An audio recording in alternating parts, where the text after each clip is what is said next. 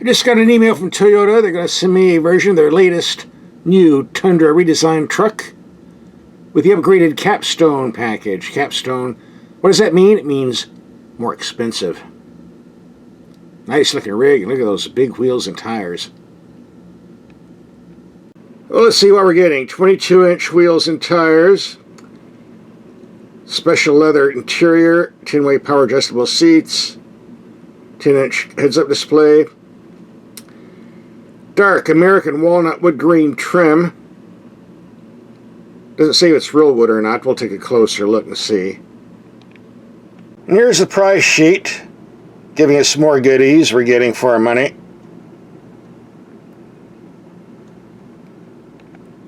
And the price, as well as more options, there always are. And there you go. A big jump from the $38,000 base price they have listed on the Tundra. Here's the price sheet from the one we had last week. I thought that one was expensive. Wow.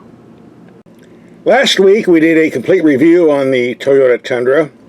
First we took the headlights out and did a night drive. Then we followed it up with a complete one-week review with a half-hour video covering the interior design, overall shape, suspension comfort, engine performance, and the like.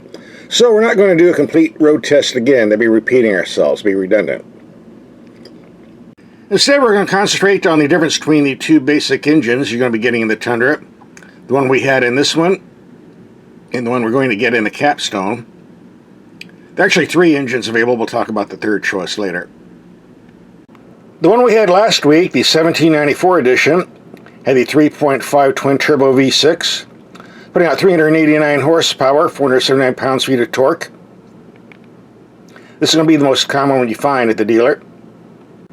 Rated at 17 in the city, 22 on the highway, and 19 overall, which is a big improvement over the previous V8 that was discontinued after the 2021 models that did 13 to 17 miles to the gallon in 4x4 four-door version like these. And on this truck, we racked up around 400 miles to get the real-world fuel economy numbers, which you will see later on in this video.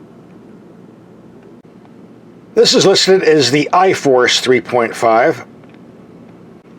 And in the capstone, we have the upgraded iForce Max, which increases horsepower to 437, torque output to 583 pounds-feet, thanks to an electric motor generator system. And they claim a slight improvement of fuel economy, 19 to 22 and 20, compared to 17 to 22 to 19, which suggests the system works better in the city rather than on the highway. On the standard iForce we had last week, we got 15.7 in mixed commuting.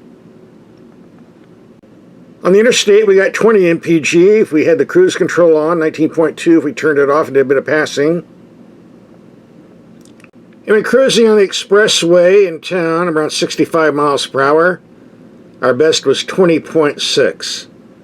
Not quite up to the 22 mpg claim, but pretty good compared to the V8 that hardly ever saw more than 16. Yeah, I know there's a lot of dust on the gauges, but it's a desert and it's windy out, so no emails complaining, please. By the way, if you want to see the night drive and headlight test on the U-Tundra, we'll have a link for that at the end of this video. When you go to the end, just click and watch. And if you want to see our complete one-week test covering everything you need to know about the Tundra, we'll have a link for that too. So you're getting 3 Tundra videos here for the price of 1. Free. So enough looking at the computer screen. Let's look at this truck in person. Pretty sharp looking. And this bright metallic white paint's doing a great job reflecting the heat on this hot day. Even has the capstone emblem on the door so people know you paid all this money. These large 22-inch tires look nice, but don't get a flat, because finding a tire shop that has one in stock is going to be a chore, especially if you're traveling on the interstate.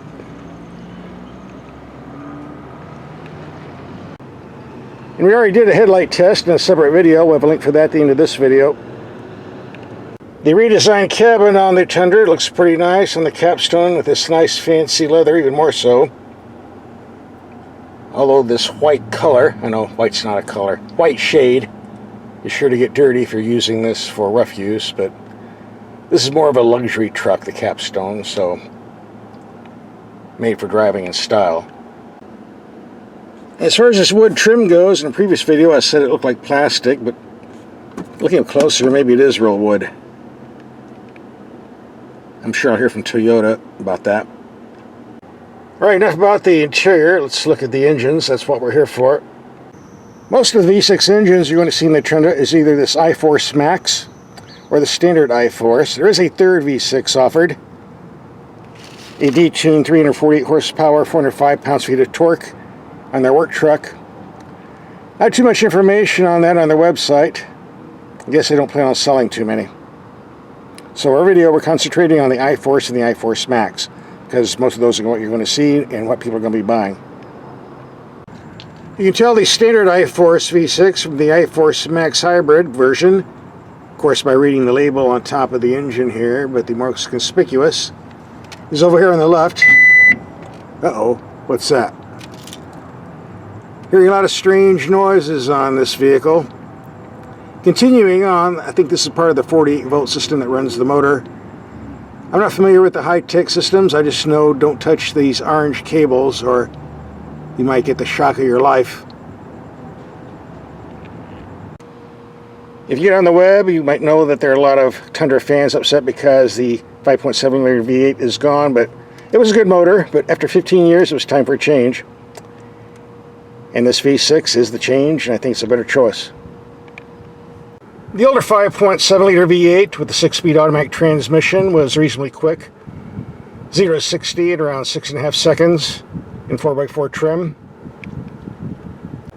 The iForce is slightly quicker, just over 6 seconds. And the iForce Max, as we have here, just slightly quicker than that at just under 6 seconds. In the full cab 4x4 trim, the 2-wheel drive, of course, will be slightly quicker in all categories. But 0 to 60 times aren't that important in a truck. What you're really interested in is torque. I can definitely feel it in this iForce Max. One thing I've noticed when you put the foot down on the gas pedal, these Turbo 6 engines definitely have more torque and bottom end pulling power than the old V8. You can feel it in the seat of your pants. A big, big improvement.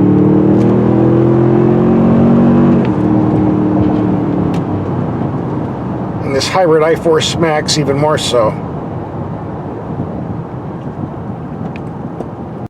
Another thing I've noticed is if you order the iForce Max with the hybrid system, you don't get a tachometer on the gauge cluster. While in the other Tundras you do. So if you're looking for it, it's not there. Alright, enough information about the truck. Let's take this out and do some driving. See how the iForce Max with this hybrid assist compares to the standard iForce engine, as well as the old V8. Get some real world numbers. We'll start off with some mixed commuting, combination city and expressway. And tomorrow we'll take a look and see what we get. On the other vehicle, we're getting 15 to 16 in mixed commuting. Here we're getting just over 17, a slight improvement, more to come. We're going to do some expressway driving, keep the speed around 65 miles per hour. Maybe a wee bit more if the cops aren't looking. Just kidding, I don't break the law. Alright, into the line, let's pull over and see what the numbers are. There you go, 21.6 mpg. Just a bit under the 22 claimed on the EPA sticker. How's that compared to the other V6 turbo we had? Stay tuned. You'll find out soon enough. This is our last fuel economy test. We're going out of town, take about a 100-mile trip. 75 miles per hour minimum. So let's see what happens. Alright, end of the line. A nice 100-mile trip. And I wasn't using the cruise control, did a bit of passing. 19.5. Just to note, this Capstone has adjustable suspension, Comfort Normal, Sport, Sport Plus, and Custom. We drove the other Tundra we had on this road last week, and in the comfort mode setting with 20-inch wheels and tires, it was pretty smooth. We have this in the comfort mode as well, but these monster 22-inch wheels and tires aren't very happy on this rippled dirt road. If you're going to do a lot of off-roading, you might want to stick to a Tundra with the 20-inch wheels and tires. The capstone can go off-road, but just isn't as smooth.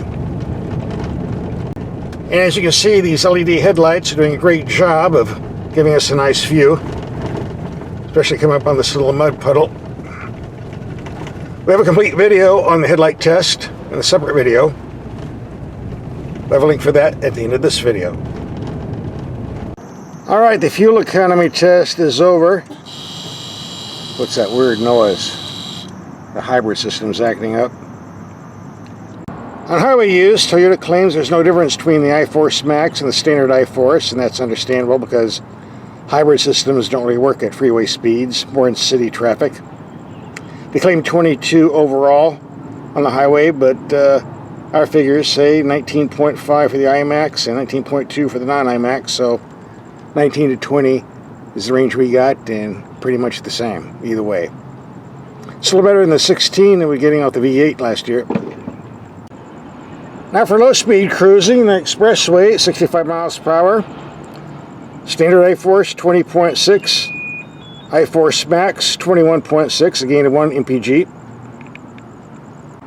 In mixed computing, iForce 15.7, iForce Max hybrid system, 17.2, a gain of 1.5 mpg. So overall, this iForce Max with this mild hybrid system is the winner. More power, more torque, better fuel economy, hard to beat that. That's the good news. And yeah, now the bad news. This engine doesn't come cheap. You find it only on the deluxe models, and last time I checked the Toyota website, which is constantly changing, you're starting around 55 grand for the iForce Max. Otherwise, you have to settle for the standard iForce. If you're in the habit of towing heavy loads, definitely the iForce Max with this mild hybrid system is worth getting, but otherwise the standard iForce is more than adequate. I can live with either. And like I said earlier in the video, the old 5.7 V8 was a fantastic engine, but its days were numbered and it was time to replace it with this nice Turbo 6 in either configuration. A far better improvement. Now if you want to see the full one-week test we did on the new Tundra, or the headlight test, night drive, links coming up right now. Click and watch.